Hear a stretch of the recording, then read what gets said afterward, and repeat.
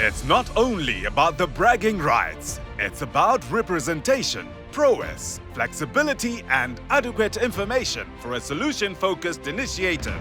We crowned a champion in the third edition of the Speak and Solve initiative, Sasi. It was a tough challenge, but an ultimate winner emerged. Taking the trophy, which has been in the custody of the Harare Institute of Technology, the Midland State University held the cup for the first time, marking themselves as the team to beat in the fourth edition of the Sasi debate. They fought a good fight. Will they follow in the footsteps of their predecessors and be the winners this year?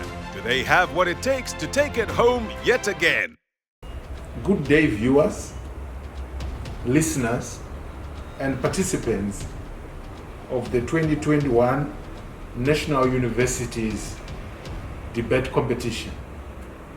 The Ministry of Higher and Tertiary Education, Innovation, Science and Technology Development is proud to see students debating at such a high level, showcasing to the world what they know and how they want it to transform the world for the better. Debating is one of the key skills that the ministry promotes among students, as it helps them to gain the clarity and confidence needed in confronting the challenges of life as and when they come. As you can note, the ministry's work and mandate is broad, and as such requires the ministry to work with and through different partners in addressing the needs of students and staff.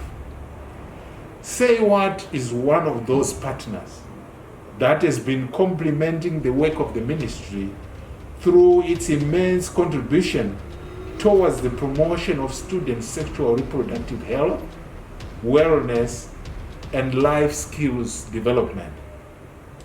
Through the work of Say What, the ministry has been able to appreciate better the health and wellness related needs of students, and this has helped in the crafting and implementation of more responsive policies for the tertiary education sector. The organization is especially playing a crucial role in addressing sexual harassment issues in tertiary institutions, and their input is being very helpful and will help in the development of the first sexual harassment policy for tertiary institutions in Zimbabwe. Of late, Say What has also come on board in responding to the COVID-19 pandemic in tertiary institutions through donation of COVID-19 PPE and related medication in most of the affected colleges. We are a listening and learning ministry, eager to tap into the ideas and arguments put forward by our students across all our institutions of learning. Our goal is to ensure that institutions of higher learning remain incubators of new ideas and innovations, which will definitely take our country to another level.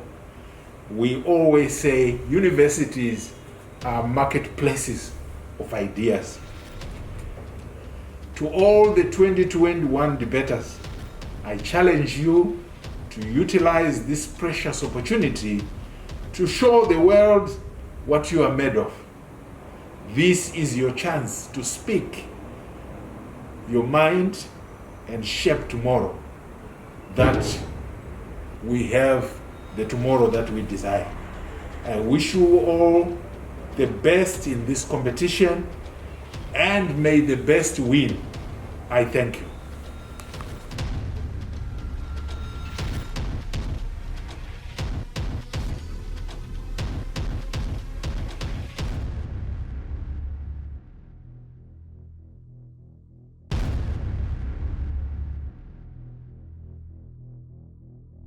Okay, hello everyone. My name is Blessings Mubi. I'm from Gwanda State University. Hi everyone, my name is Tadiwa Daka. I'm from Gwanda State University. I feel pretty confident about my team because I know we not only are we debaters, but we're also involved in these issues. So we know that these things that affect us, they will help us contribute or understand what the debate could be really about. I really feel confident about this team because I think that definitely this time we are in it to win it. Because definitely we are not there to lose and we are not there to waste our time. We are there to make a mark and we are there to leave a signature and a standing out there. Yeah. This time around from Gwanda State University, I think you should expect us definitely to win. Not only winning, I think we are also going to be showing you that it's not being an engineer doesn't define you as someone who is not socially adept and someone who doesn't know how socialization is like out there in the world. So definitely we are going to be impacting lives and we are going to raise awareness of certain issues that are going to be discussed in that debate, and definitely we can show you that debaters and engineers can actually also contribute to society and how the society is supposed to be built up. Debates are not only theoretical, but we want to show people that we can put those things into practice, the things that we debate about. Because at the end of the day, it doesn't help if we're only debating and talking about these issues, but no one is listening to us. We need to show them that yes, this is it. Well, I think first of all, it's because it's a new baby university. It makes it unique, and maybe the programs that we're also doing here, they're like the breadwinner of Zimbabwe currently.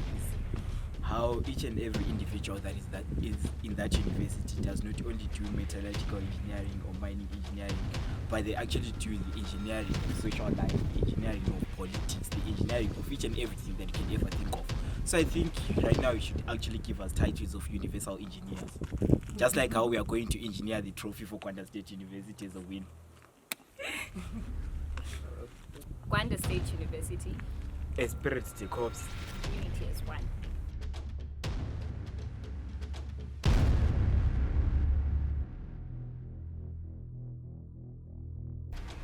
Hi guys, my name is Sasi from Lupane State University. Hi guys, my name is Joachim Yoni, studying with Lupane State University. Well, personally I'm very comfortable. I think he's the best partner that I could have, and as far as coordination is concerned and everything is perfectly fine. She's the best partner that I could ever have. So she's enthusiastic, she's positive. Everything she does is just on point. So I'm happy to be with her. I would say yes, we're doing our best, and I first believe we can. But well, stuff happens at the end of the day. But yeah, we can. We do. As long as everything goes good, why don't we stand a chance? Obviously. They're surprises, number one, because Jay is a pretty much different partner. He's one person that you haven't seen on your screens. Of course, maybe you've seen me before or whatsoever. For my fellow contestants, I would love to say that this is a competition. Do your best and don't take it personally.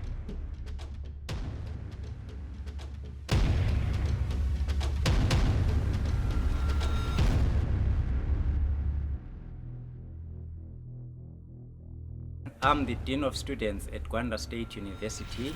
My name is Ngube. I have high hopes and high expectations of the oncoming debate tournament. Gwanda State University is a new university, and I've put up a very strong team that I am expecting that it will turn the tables upside down debate tournaments. They expose our students to quite a number of cultural issues that actually help them to grow and grow outside the classroom. When they come back, they become an asset to the university because they have a lot of programs and a lot of educational talks that they actually give to other students.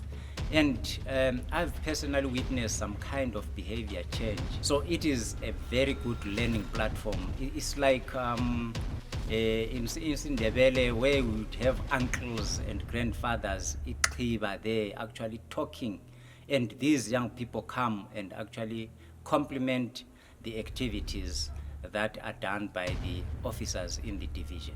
I'm saying to the team, we have selected you with all the confidence, and just go for it. Don't be intimidated. You are all students, regardless of where you are coming from. We are all equal students. It only takes you how you present yourself, and you can make it. So as students from the engineering department or faculties, you can eloquently argue and actually bring forth the views that are socially related and link them up with activities that are around the corner.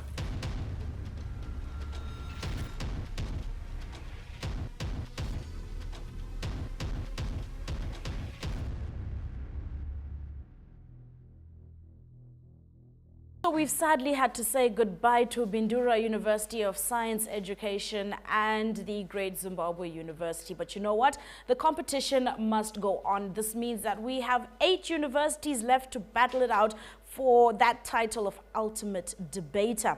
Now, of course, remember that we want your involvement. I know if your team has gone home, you're a bit disappointed, but that's no need to fret. There's still more universities you can support even if you don't attend them. So make sure that you're letting us know what your thoughts are in the comments section. The hashtags we're using today are hashtag Sasi for Hope and hashtag Sasi Debate 2021. Make sure your comments, your thoughts, even your debate points, if you want to be involved in this, if you're feeling that invested, drop your debate points in those comment sections and we will be following them.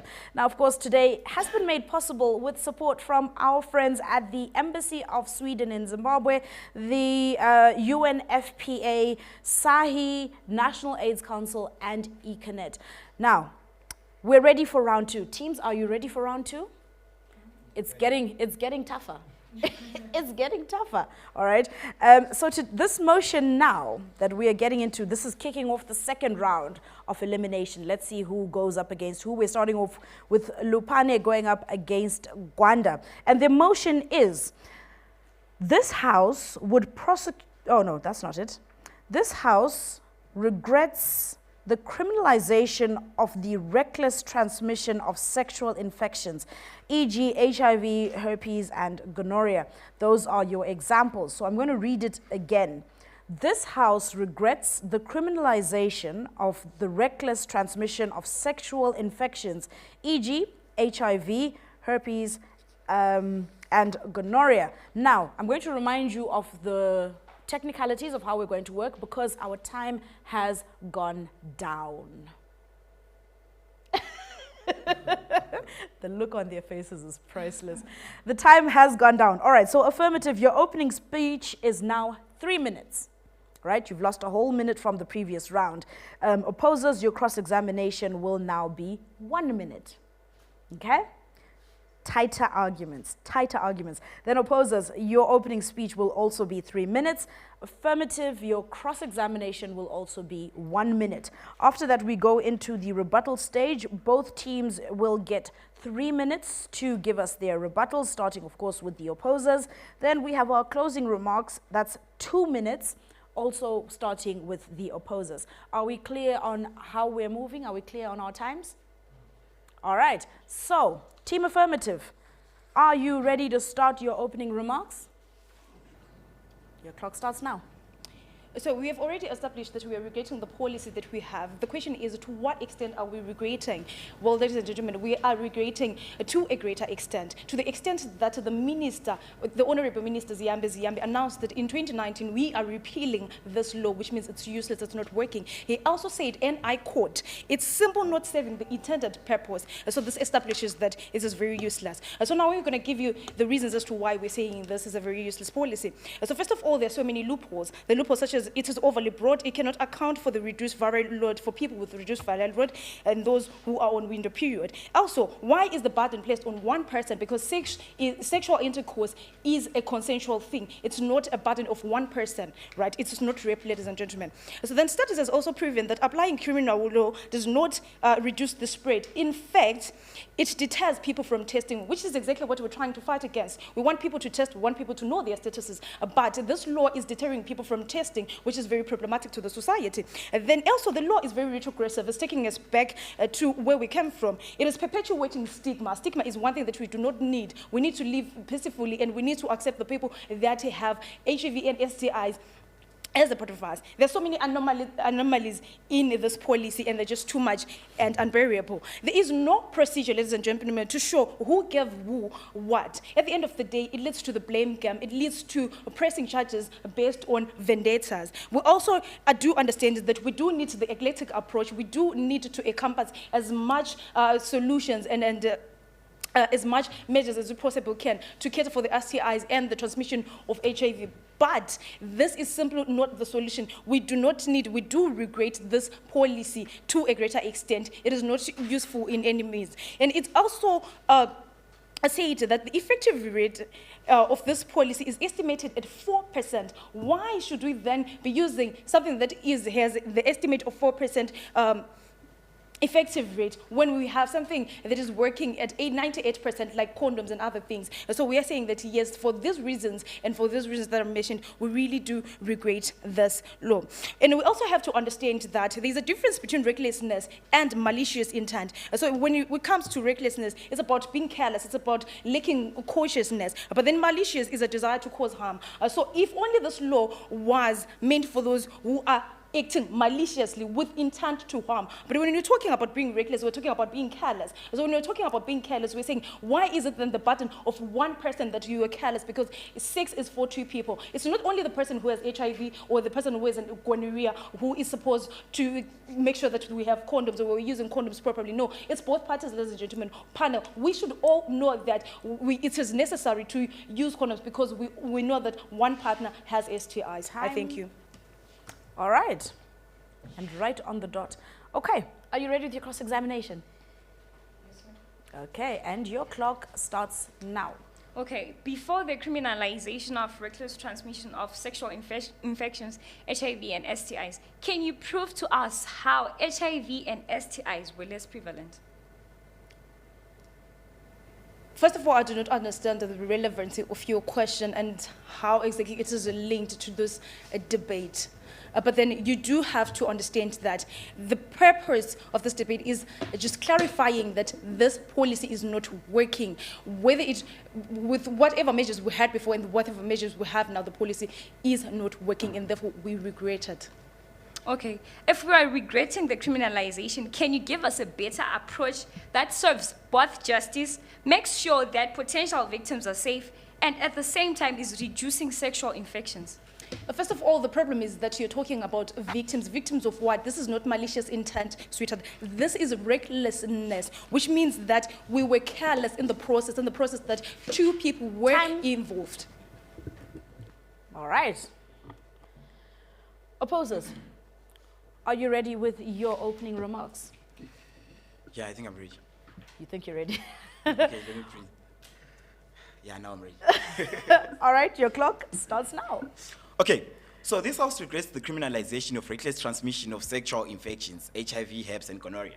First of all, let's talk about what reckless means. They failed to characterize to us what reckless means.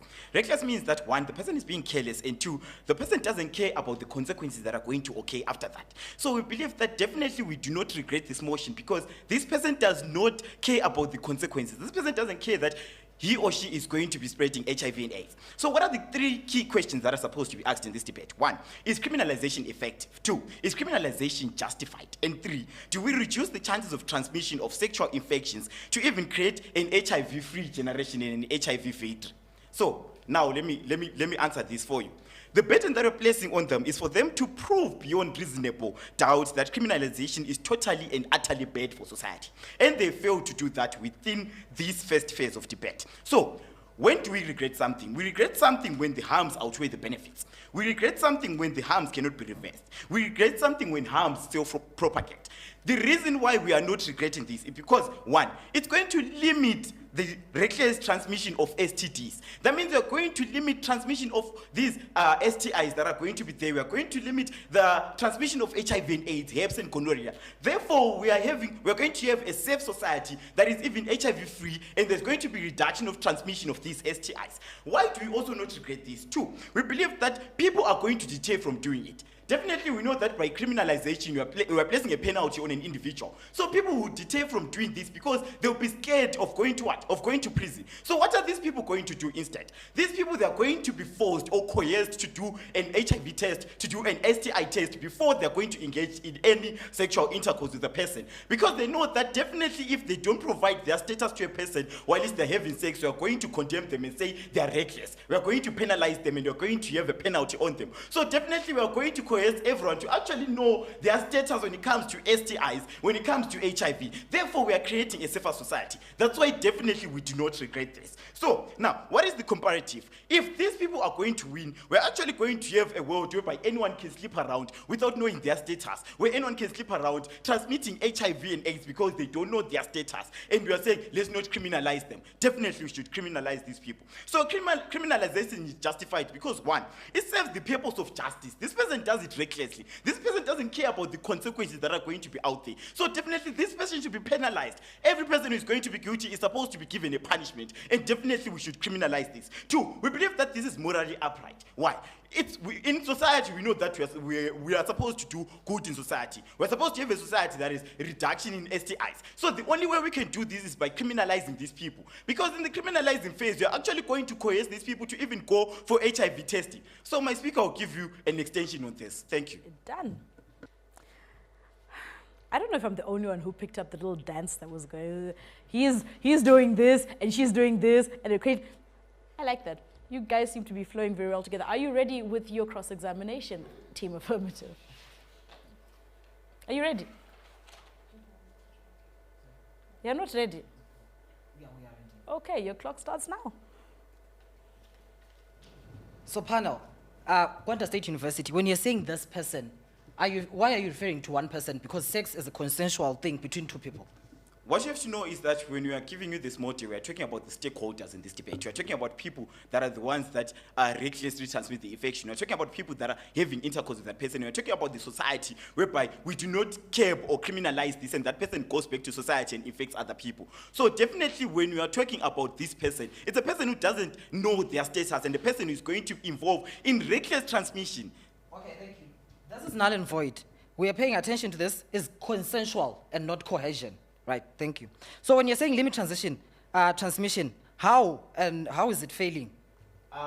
We told you about criminalization. Now it's going to have a deterrence measure whereby people are actually coerced to go for an HIV test before they engage in sexual intercourse. That's why even creating a generation that is HIV-free and STI. Statistics. Thank you. Time. Almost got heated there. Saved by the bell. Okay. All right. Opposers, we will have your rebuttal. Are you ready? Your clock starts now. We are not regretting criminalization because this is justified. How is criminalization of reckless transmission of sexual infections justified? One, it serves the purpose of justice because people who transmit infections recklessly know their statuses, but they don't care about the consequences of their actions. That is committing a crime against someone who's in the society, so anyone who victimizes an individual in the society should be punished. It's the same as a reckless driver who causes accidents and then someone dies in the process and is also punished. Why can't you do the same when it comes to HIV infections? It is morally upright to criminalize reckless transmissions of STIs, like my partner said. Morals talk about how good or how bad something is. It is a basic principle that governs human society. So criminalization is morally upright because it is good, it serves a good purpose, and it gives a good outcome. When we criminalize reckless transmission of STIs, we do a good thing in society because we keep the society safe from HIV and STI transmissions by detaining the people who are involved in this reckless behavior. We also introduce a control mechanism that allows us to stop an individual from committing the same crime again, hence curbing the spread of STIs and creating or working towards an HIV and STI-free generation. So let me give you an extension from my first speaker, Tadiwa. Argument number 3. Criminalization of reckless transmission of STIs gives victims closure. Society feels safe when such individuals are dealt with in the justice system. When we curb, deter, and punish wrongdoers, we create a safe society for the victims and potential victims. Through criminalization and when justice is served, the victim gets emotional reparation and also comfort when they know that whatever wrong was done against them has been corrected, also making possible victims safe from HIV and the STIs that we are talking about in this debate. Imagine when everyone knows how much it's a crime to transmit an STI or HIV recklessly to another individual. People will run to the nearest clinic to get tested for STIs and HIV. People will know their statuses and make sure they don't recklessly transmit these diseases, please. Also, if we look at the stakeholders' analysis in this debate, we have 1, the victims, 2, we have the perpetrators, and 3, the people who are in the society. So on which side do we create a society that is safe from both HIV and STIs? A society that also curbs and works on reducing the spread of STIs and also giving an HIV-free, HIV-victory generation. It's on the non-affirmative side. We have given you a solution to the existing problem of HIV and STI spreading, and we have answered all the questions in this debate. Thank you. All right, thank you. Just in time. And you're whispering amongst yourselves, I bet this rebuttal is going to be really, really good. Your clock starts now. First of all, panel, this policy did not cap anything, but proved otherwise, that the criminalizing HIV and sexual transmitted infections only deterred people from going to test. What we are saying is that owing to the developments in the medical field, people who adhere, in the case of HIV, people who adhere to their pills and who adhere to their treatment have a slim chance of passing out this disease. Why are we then criminalizing when we are saying reckless, right? And by reckless, the opposers failed to note that reckless is cautiousness. Why then are we laying the blame on one person when it is both the blame of 2 people? 2 people have to know their statuses before they get into consensual sex. Ladies and gentlemen, we're not talking about rape, Gwanda State University. We are talking about consensual sex between 2 people. What we are saying is that it discriminates against people living with HIV and people who have STIs. And if it discriminates, it perpetuates the stigma that we're talking about, that my partner spoke about. If we are perpetuating the stigma, we're saying that people should not go and get tested. People would rather not know their HIV statuses. Because if I'm saying that I'm HIV positive and I'm telling another person before we have consensual sex that I'm HIV positive, how sure am I that this person is not going to go around telling the whole community that I'm HIV positive? So it therefore leads to stigma. All right, and it also deters, it puts back our target of achieving the 95 goal on ending new HIV infections. The burden that we lay on the non-affirmative is why carelessness during a sexual encounter is laid on one person.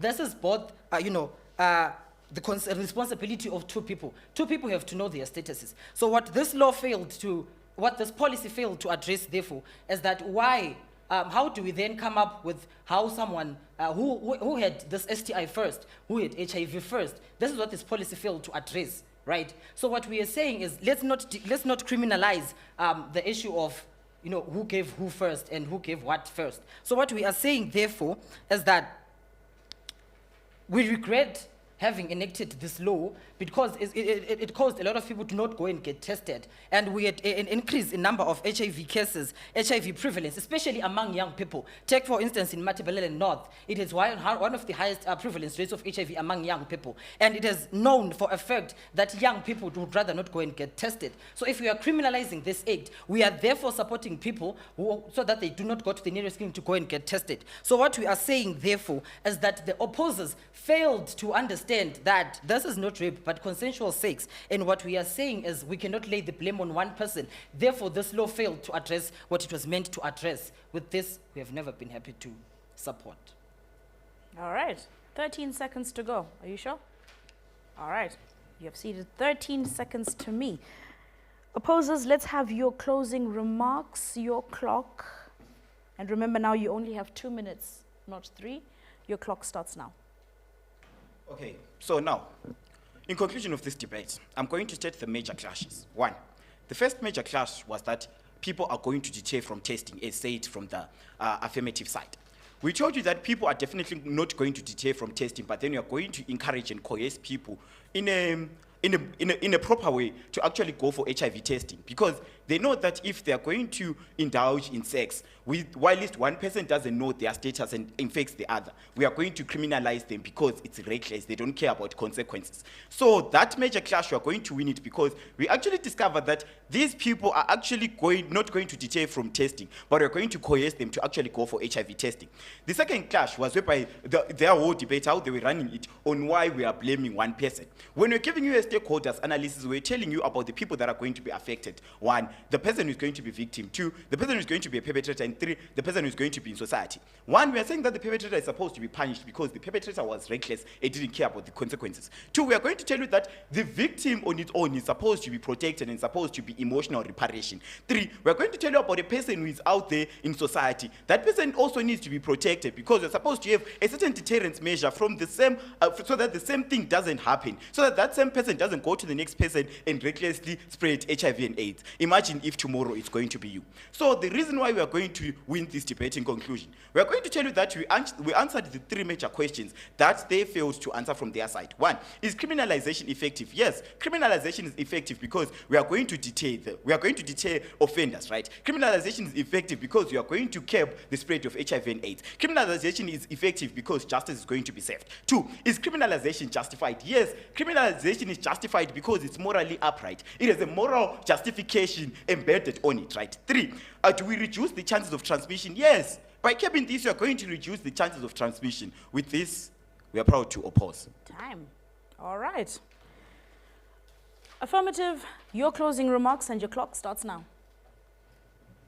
So the problem that I have with you, Tim, non-affirmative, is that what you're talking of is a fantasy, what you are expecting to do. We are regretting, which means it has already happened. So what we're asking you to look at is what is already have been happening in the society, what this policy has been doing so far. So we're talking about how progressing it has been. And you have failed to address the loopholes that we stressed to you, that there are so many anomalies, ladies and gentlemen. That's why it has only 4% effective rate, which means it's very problematic. And to the extent that the government of Zimbabwe has even thought of repealing it, it means it's not useless. You can't tell us that you will make it work. If the government of Zimbabwe itself have even reached to a state of saying that this is not working, it's useless, and we're repealing, who are you to say that we are going to make it work? And you made this, the reason why you've already left this debate is because we are talking about the future hopes of what you would want to do. But then this is about what has been happening, which is why it is problematic, right?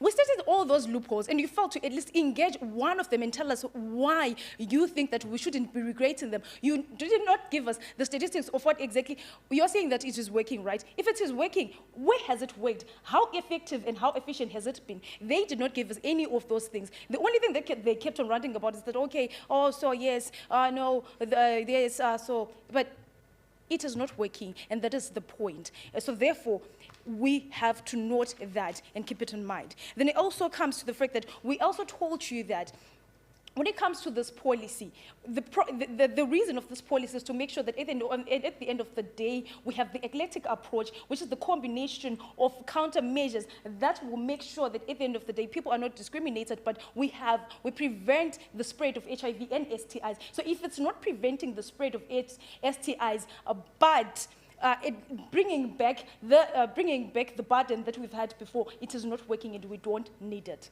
Thank you.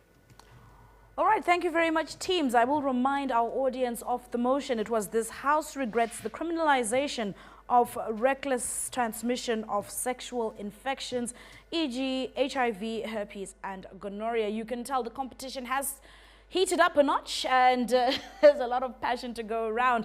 We still have 4 more teams to hear from. Who do you think is taking this one to the finals? Make sure you are involved. Drop your comments in the comment section. The hashtags to use, remember, are hashtag Sasi for Hope and hashtag Sasi Debate 2021. When we come back, we go to the next team. Our adjudicators are not going to have an easy time this time around.